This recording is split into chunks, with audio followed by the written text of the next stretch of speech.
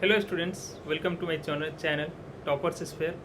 और आज domain of the function के डिस्कशन को आगे बढ़ाते हैं। नीचे डिस्क्रिप्शन में आपको लिंक मिल जाएगा हमारे टेलीग्राम चैनल का और हमारे ऐप का, जहां से आप ऐप को डाउनलोड कर सकते हैं।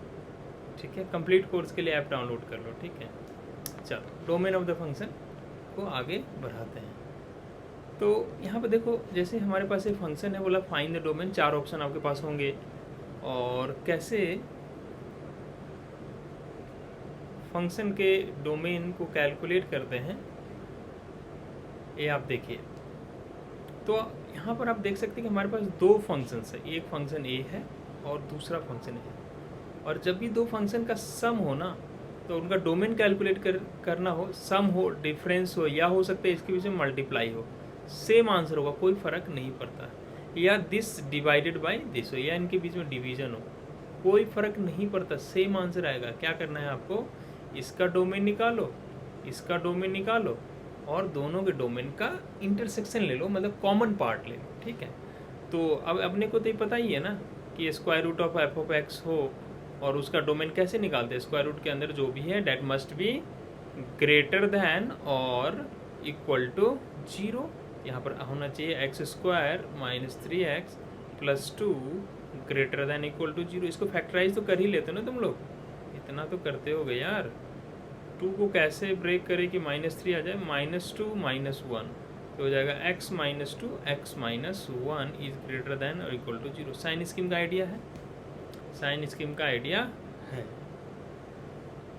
तो यहाँ पर है आपका, इसको 0 करोगे तो 1 आ जाएगा, इसको 0 करेंगे और इसको 0 करेंगे तो 2 आ जाएगा। अब इधर क्या है, प्लस माइनस प्लस, इधर क्या है, plus minus plus.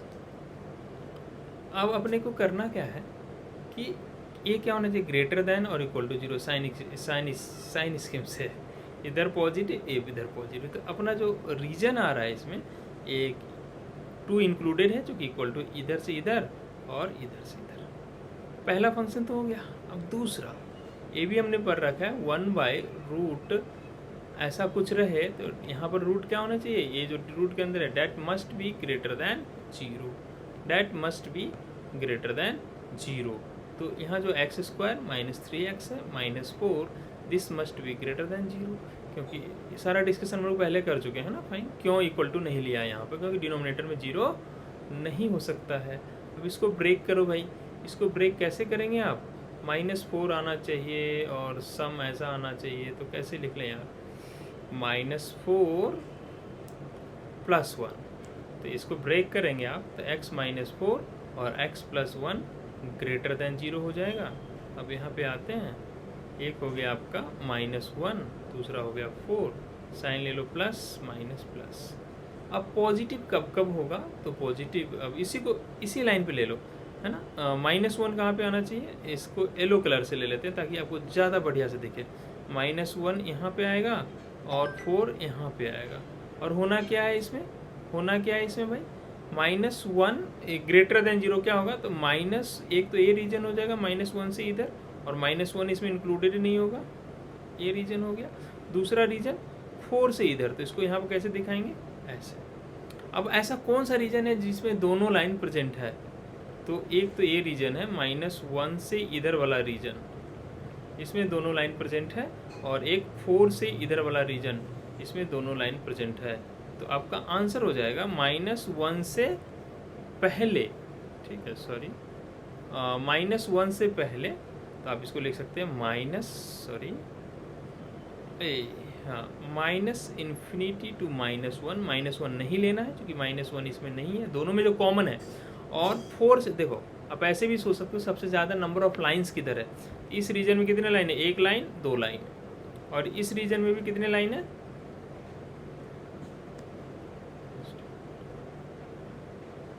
Reason is the capacity of consciously applying logic by drawing conclusions from new or existing information with the aim of seeking the truth. Do you want me to keep reading? Siri stop. चल अब यहाँ पे देखते हैं, -∞ to -1 आ गया। अगला union, union 4 से लेके इधर, इधर भी 2 लाइन से आप देख सकते हो, इस रीजन में हमारे पास 2 लाइन है, ठीक है। लेकिन ये रीजन क्यों नहीं लिया? क्योंकि यहाँ पे एक ही लाइन है। ये रीजन क्यों नहीं लिया? क्योंकि यहाँ पे एक ही लाइन है। जिसमें 2 फंक्शन के इंटरसेक्शन ले रहे हैं तो 2 लाइन होना चाहिए। तो एक आ रहा है 4 से लेके इन्फिनिटी, तो अपना अगला आंसर हो जाएगा 4 to infinity. This is the domain of the given function. Hope आप चीज़ों को अच्छे से समझ पा रहे होंगे। हाँ, चलो नेक्स्ट क्वेश्चन ले लेते हैं। The domain of this function. अब देखो फिर मैं बता रहा हूं आपको,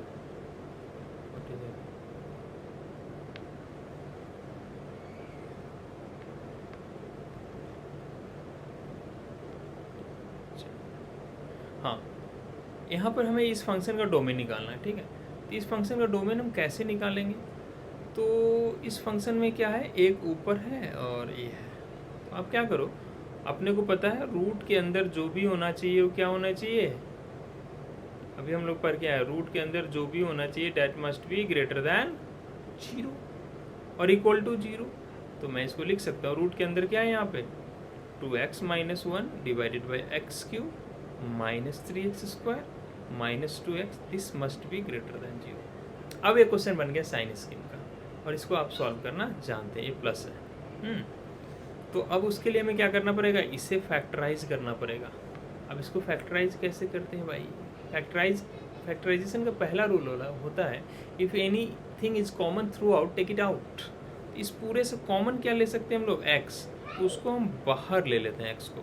यहाँ x हमने बाहर ले लिया तो ये क्या हो जाएगा x square minus 3x minus 2। अब इसको तो फैक्टराइज कर ही लोगे ना यार, इसको फैक्टराइज कर लोगे ना, 2x + 1 x और इसको फैक्टराइज करना -2 को कि उनका सब -3 आ जाए, तो -2 माइनस कैसे आएगा ये? क्या हमने साइन सही नोट किया है? हाँ, साइन तो ऐसा ही है। वैसे क्वेश्चन मैंने खुद ही बनाया है, तो लेट्स सी क्या है, मिस्टेक तो नहीं है क्वेश्चन को बनाने में। तो माइनस इसको प्रोडक्ट करने पे ये आना चाहिए और -2 + 1 से तो होगा नहीं। It should B +2, it should B +2। हाँ, इसको थोड़ा सा चेंज कर लो, इट शुड बी +2। क्वेश्चन में भी मैं चेंज कर देता हूँ, ठीक है। क्वेश्चन मैंने खुद ही लिख लिया था, तो +2। अब इसको ब्रेक कर सकते हैं -2 - 1 में, जिसको मल्टीप्लाई करने पे +2 आएगा और सम करने पे -3 आ जाएगा।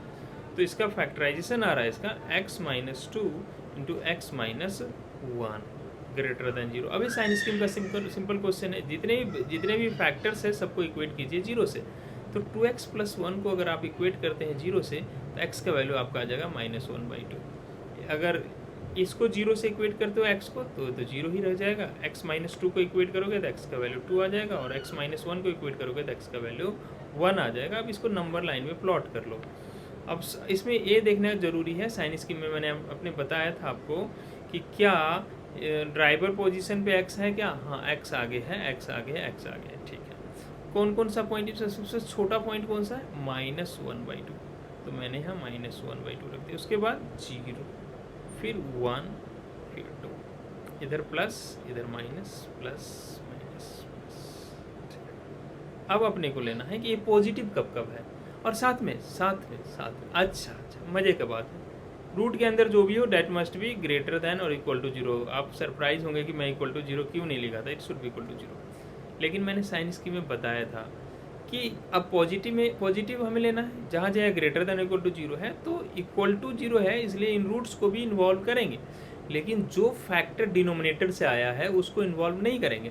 तो कौन कौन सा फैक्टर है जो कि डिनोमिनेटर से आया है? एक 0 आया है डिनोमिनेटर से, यहाँ से एक 2 आया है और एक 1 आया है। ये तीनों डिनोमिनेटर से आया है, तो इसको आप नहीं ले सकते, क्योंकि अगर आपने इसको सोल्यूशन सेट में ले लिया तो डिनोमिनेटर जैसे x = 1 ले लोगे तो 1 - 1 क्या हो जाएगा, 0। उससे डिनोमिनेटर पूरा का पूरा 0 हुई चीज़ अनडिफाइंड, तो ये सब नहीं लेंगे। -1/2 आप ले सकते हैं चूँकि ये न्यूमरेटर से आया है। अब आप ज़रा देखो कहाँ कहाँ ए पॉजिटिव है, ठीक है। आप ज़रा आप देखो कहाँ कहाँ ए पॉजिटिव है, ठीक है। तो इसमें आप देख सकते हो एक तो पॉजिटिव है -∞ to -1/2। -1/2 को ले सकते हैं ना, चूँकि इक्वल टू 0 है यूनियन, और पॉजिटिव है 0 to 1 में यूनियन। 0 को भी नहीं लेना है, 1 को भी नहीं लेना है, इसलिए वहाँ ओपन ब्रैकेट, फिर यूनियन टू से लेके इन्फिनिटी तक, this is the domain of the given function. तो डोमेन पे हमने काफ़ी अच्छे अच्छे क्वेश्चंस किए, अलजेब्राइक क्वेश्चंस। होप आपने इस सेशन को अभी तक एंजॉय किया होगा। ठीक है, ओके।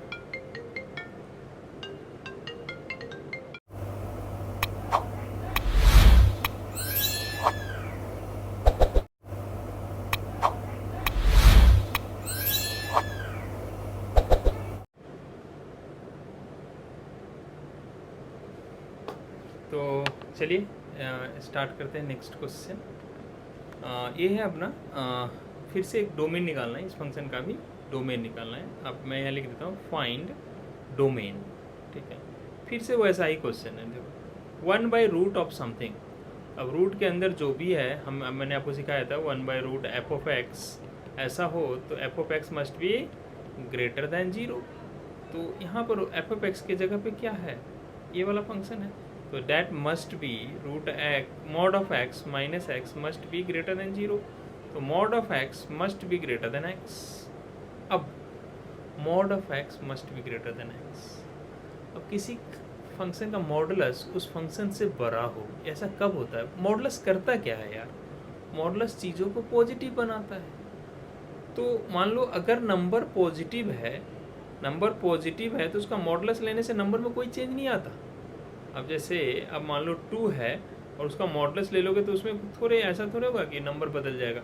मॉड ऑफ 2 क्या होगा? 2 ही होगा। 2 ग्रेटर देन 2 गलत है। कोई भी पॉजिटिव नंबर लेंगे तो ये बात सही नहीं है कि उसका मॉडुलस उससे बड़ा हो जाएगा। पॉजिटिव नंबर का मॉडुलस वही रहता है और नंबर खुद से बड़ा नहीं हो सकता। 0 का भी मॉडुलस वही, जैसे 0 का मॉडुलस क्या 0 से बड़ा है? 0 का मॉडुलस तो 0 ही होता है, ऐसा भी नहीं। लेकिन नेगेटिव नंबर को क्या करता है मॉडुलस? पॉजिटिव कर लेता है। लाइक -3 ले लो, तो -3 का मॉडुलस क्या होता है? क्या ये -3 से बड़ा है? -3 का मॉडुलस तो 3 होता है। हाँ, ये बड़ा है। और कोई भी नेगेटिव नंबर का मॉडुलस पॉजिटिव बन जाएगा और वो उस नंबर से बड़ा हो जाएगा। मतलब इसका डोमेन हम यहाँ क्लियरली बता सकते हैं कि इसका डोमेन नेगेटिव नंबर है। ठीक है, तो आप इसको लिख सकते हो domain is R minus negative real number. और इसको ऐसे भी लिखा जा सकता है 0 -इन्फिनिटी से लेके 0 तक, 0 ओपन, 0 इंक्लूड नहीं कर रहे हैं, 0 से जस्ट पहले तक। ये जो है ये हो गया अपना आंसर हो गया डोमेन का। तो होप आपने इस क्वेश्चन को अच्छे से समझा होगा। ठीक है,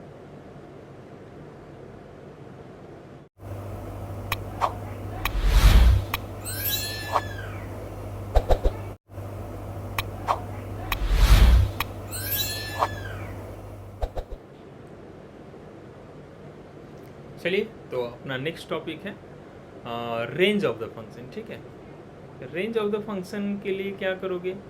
रेंज ऑफ द फंक्शन होता क्या है, पहले इस बात को समझते हैं। शॉर्ट ट्रिक से हमने पहले स्टार्ट किया, लेकिन पहले आपको रेंज ऑफ द फंक्शन का मतलब समझा देते हैं। कोई बड़ा बात नहीं है। Range of the function, range of the function, जैसे कोई एक पॉलिनोमियल फंक्शन ले लेते हैं, लाइक y = x+2। तो इसमें x का वैल्यू कुछ रखेंगे तो y का वैल्यू कुछ आएगा ना। तो x का जो वैल्यू होता है, जितना x का वैल्यू अलाउड होता है, इनपुट बोलते हैं x को, उस अलाउड वैल्यू के कलेक्शन को ही हम लोग क्या बोला करते थे? डोमेन, है ना। Collection of values of x, all possible values of x is called domain. अब x का वैल्यू जैसे यहाँ मैंने जैसे कुछ भी रख सकते हैं, कोई भी मना नहीं है, तो इसका डोमेन क्या हो जाता है? All real number. लेकिन रेंज की बात करें, x का वैल्यू 1 रखेंगे तो y क्या आ जाएगा? 1 + 2 3। तो y कितना आ रहा है? रेंज। तो x = 1 के लिए y आ रहा है 3। तो इसका रेंज क्या हो गया? वो 3 हो गया। और भी बहुत सारा, x का वैल्यू 2 रखेंगे तो रेंज हो जाएगा 2 + 2 4। तो x का डिफरेंट वैल्यूज के लिए डिफरेंट y होगा। तो collection of values of y को ही रेंज बोलेंगे। ठीक है, तो अब जैसे इसने बोल दिया कि चलो इस फंक्शन का डोमेन इसने बता दिया मुझे, domain of the function is 1 2 3 only. बोला कि यही है, इसके अलावा और आप कुछ डोमेन रख नहीं सकते। डी ऑफ है मतलब डोमेन ऑफ द फंक्शन। तो रेंज ऑफ द फंक्शन क्या होगा?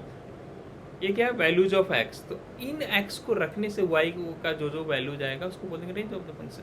तो इसमें एक्स का वैल्यू 1 रखोगे तो 1 + 2 कितना आ गया? 3। एक्स का वैल्यू इसमें 2 रखो तो 2 + 2 4। एक्स का वैल्यू 3 रखो, 3 + 2 5। ये हो गया range of the function. Range क्या होगा, collection of values of Y range है, और डोमेन क्या है, collection of values of X, ये है डोमेन। तो डोमेन रेंज आप अच्छे तरीके से मतलब इसका समझ गए, ठीक है। अब डोमेन जितना ज़्यादा होगा रेंज भी उतना ज़्यादा आएगा, तो डिपेंड करता है कि डोमेन क्या है। तो रेंज निकालने के लिए आपको डोमेन निकालना पता होना चाहिए। वैसे मैं जो शॉर्ट ट्रिक बताऊंगा ये बिना डोमेन निकाले हुए बहुत सारे क्वेश्चन में आपका काम हो जाएगा, ठीक है। तो रेंज मतलब set of values of Y, किसी फंक्शन का जो जो वैल्यू पॉसिबल है, जो जो आउटकम पॉसिबल है, उसी को उस फंक्शन का रेंज बोलते हैं, ठीक है। चलिए शॉर्ट ट्रिक से स्टार्ट करते हैं। क्या क्या आपको लर्न करना है इसमें, ठीक है। लर्न क्या करना है, जैसे tan x है, x का वैल्यू कुछ भी रखो, tan x का रेंज का मतलब कि tan x का वैल्यू आउटकम, मैंने x का वैल्यू कुछ कुछ रखेंगे तो tan x का वैल्यू आएगा, तो tan x का वैल्यू कहाँ से कहाँ तक आ सकता है। तो आपको पता होगा tan x का जो ग्राफ होता है कुछ इस तरीके का होता है ना, ये π/2 माइनस π/2 फिर ऐसे ऐसे। तो y का वैल्यू कहाँ से कहाँ तक आता है, -∞ से लेके +∞ तक, देखो है ना।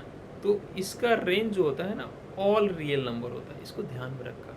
cot x का भी रेंज ऑल रियल नंबर होता है, log x का रेंज उसका भी रेंज ऑल रियल नंबर होता है। अगर ग्राफ आपको याद है तो log x का ग्राफ ऐसा होता है, देखो नेगेटिव इन्फिनिटी से लेते लेते लेते y का वैल्यू कहाँ जा रहा है, पॉजिटिव इन्फिनिटी तक चला जाएगा ऊपर बढ़ते बढ़ते, इसका भी ऑल रियल नंबर होता है। ln x मैंने log बेस ex, इसका भी रेंज ऑल रियल नंबर होता है। और डिग्री पॉलिनोमियल, कोई polynomial like x3, x5, x7 +9, ऐसा कोई भी फंक्शन आ जाए उसका रेंज ऑल रियल नंबर होता है।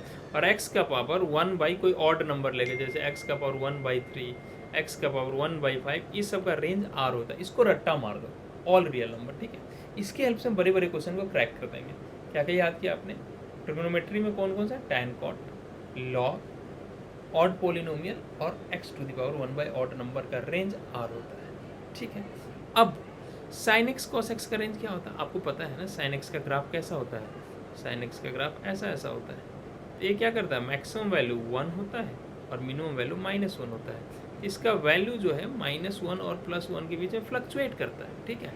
उसी तरीके से आप बात करेंगे cosec x और sec x, cosec x और sec x का रेंज का बात करेंगे। तो cosec x का रेंज कहाँ से कहाँ तक जाता है भाई, cosec x का रेंज -∞ to -1 और 1 to ∞ होता है। इसका कोई वैल्यू -1 और 1 के बीच में नहीं आता। अगर आपको ग्राफ याद है तो आप देख सकते हो।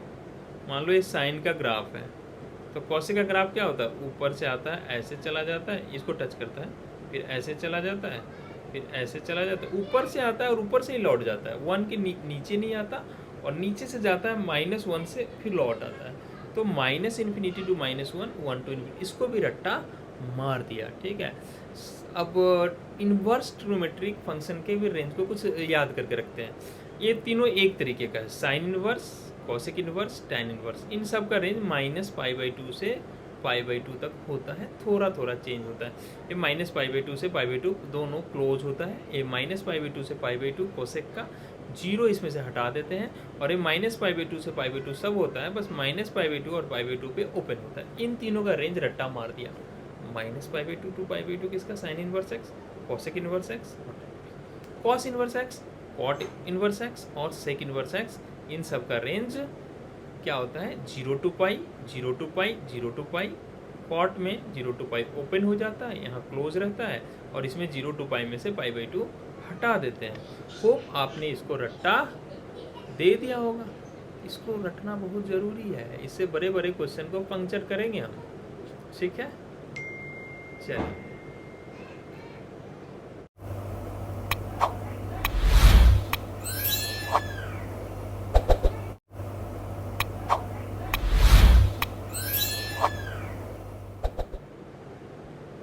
चलिए शॉर्ट ट्रिक से स्टार्ट कर लेते हैं। जैसे यहाँ पर रेंज ऑफ द फंक्शन निकालना है किसका, a sin x plus b cos x का हमें रेंज निकालना है। देखो रेंज के लिए इसका क्या याद कर लो, ये जो दो नंबर्स हैं ना, इसके sin x और cos x के साथ मल्टीप्लाई किया हुआ, उन दोनों को स्क्वायर करके ऐड करो, उस पर रूट लगा दो माइनस साइन, और फिर उनको स्क्वायर करके ऐड करो और उस पर प्लस साइन। रेंज मतलब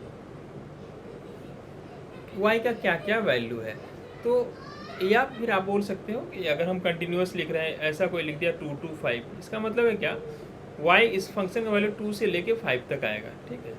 अगर मैंने लिख दिया -∞ to 10, इसका मतलब इसका वैल्यू y का फंक्शन का वैल्यू -∞ to 10 हर वैल्यू इसमें आएगा, ठीक है, यही इसका मतलब होता है। तो जैसे यहाँ पर हमारे पास अगर ऐसा कहीं लिखा हुआ रहे a sin x a into sine x plus b into cos x, range सीधा कह दो यहाँ से लेके यहाँ तक। जैसे एक एग्जांपल है यहाँ पर 3 sin x plus 4 cos x, बोला इसका रेंज कहाँ से कहाँ तक होगा।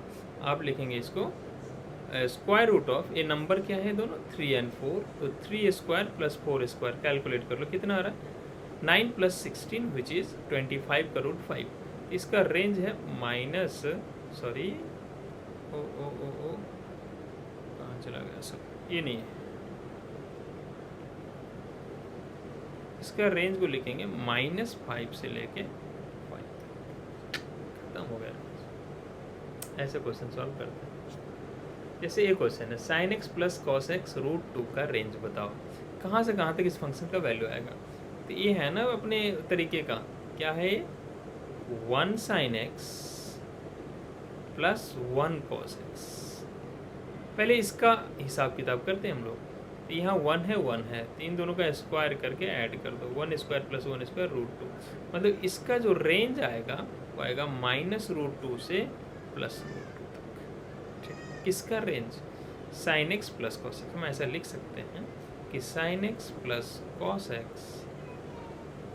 जो बिलोंग करेगा वो -√2 से +√2 तक बिलोंग करेगा। अब क्या किया है भाई साहब ने, इसमें √2 ऐड कर दिया, कोई बात नहीं, हम भी इसमें √2 ऐड कर देते हैं। जब sin x और समझो किसी का वैल्यू -√2 से +√2 के बीच में, ठीक है, किसी का वैल्यू -√2 से +√2 के बीच में है। अब हम इसमें √2 पूरे में ऐड कर रहे हैं, तो इसका लोअर लेवल भी ऊपर चला जाएगा और अपर लेवल भी ऊपर चला जाएगा। तो हम यही करते हैं, इस पूरे में जिसका वैल्यू यहाँ से यहाँ तक, इसमें हमने √2 ऐड कर दिया, तो ये क्या हो जाएगा, इसके लोअर लिमिट में भी आप √2 ऐड कर दो, लोअर लिमिट भी ऊपर बढ़ गया, और लोअर लिमिट था -√2, उसमें √2 ऐड कर दिया, और अपर लिमिट था √2, उसमें भी √2 ऐड कर दिया। तो ये क्या हो गया, √2 -√2 0 और √2 + √2 2 √2। क्या आया मजा, आंसर है। चलो नेक्स्ट क्वेश्चन लेते हैं। Find the range of this function 3 cos x plus 5 sin x minus π/6, और बोला इसका रेंज बताइए मुझे। अब ये हमारे उस फॉर्म में है नहीं, क्यों नहीं फॉर्म में, फॉर्म कोई ऐसा मत कर देना कि √3 स्क्वायर प्लस 5 स्क्वायर कैलकुलेट करके आंसर बताए, ना ना ना। हमारा जो फॉर्म था उसको गौर करो। मेरा फॉर्म था a sin x plus b cos x, था कि नहीं। तो ध्यान दो ना, ये दोनों सेम था ना, जो यहाँ था वही यहाँ था, दोनों अलग अलग होगा a sin x plus b cos y, ना बाबा ना, ये ट्रिक नहीं लगेगा। तो ये ट्रिक को हमें लगाना है ना, तो इसको तुम ओपन कर लो। कौन सा फार्मूला लगेगा यहाँ पे, साइन का a माइनस बी, और साइन a माइनस बी का फार्मूला क्या होता है, साइन a कॉस b minus cos A sine B. हम शॉर्ट में लिख रहे हैं, साइन को एस से लिख दिया, sign A cos B minus cos A sine B. जिसको नहीं पता लर्न कर लो यार ये फार्मूला वगैरह, तो वही हम यहाँ पर लगा रहे हैं। तो मेरा 3 cos x पहले से लिखा हुआ, उसको कॉपी कर लिया। 5 साइन ए माइनस बी को sign A cos B minus cos A sine B, मैंने ओपन कर दिया। एस एक्स मतलब साइन एक्स, कॉस सी π/6 मतलब कॉस π/6। अब यहाँ से आ रहा है 3 cos x plus cos π/6। Cos 30 का वैल्यू कितना होता है, कॉस 30 है, कॉस π/6, π/6 मतलब 30 डिग्री, कॉस 30 मतलब √3/2। तो हम यहाँ पर रख देते हैं 5 से मल्टीप्लाई भी कर देते हैं, 5 sin x इंटू √3/2, और साइन π/6 का वैल्यू कितना होता है 1/2, और 5 से मल्टीप्लाई भी कर देते हैं, 5 cos x इंटू 1/2। अब ध्यान से देखो, इन दोनों से कॉमन क्या ले सकते हैं हम, cos x कॉमन ले लिया, यहाँ क्या बच गया 3, और यहाँ क्या बच गया -5/2, और इधर क्या बच गया 5 √3/2, और sin x आ रहा है ना, 3 माइनस 5/2 कितना हो जाएगा 1/2। तो ये हो गया 1/2 cos x और ये हो गया 5√3/2 sin x। अब वो उस फॉर्म में आ चुका है a cos x plus b sin x। अब क्या करो, अब करो a² प्लस b²।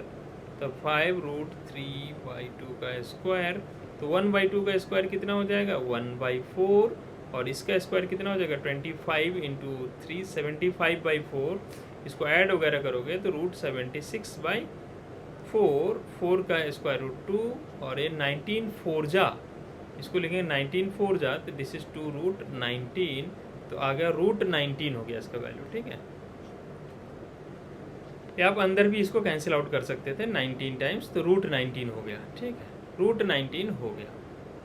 तो इसका रेंज कहाँ से कहाँ तक हो जाएगा -√19 टू +√19। कितना आसान क्वेश्चन और कितना आसानी से हम लोग इसको कर पा रहे हैं। ठीक है।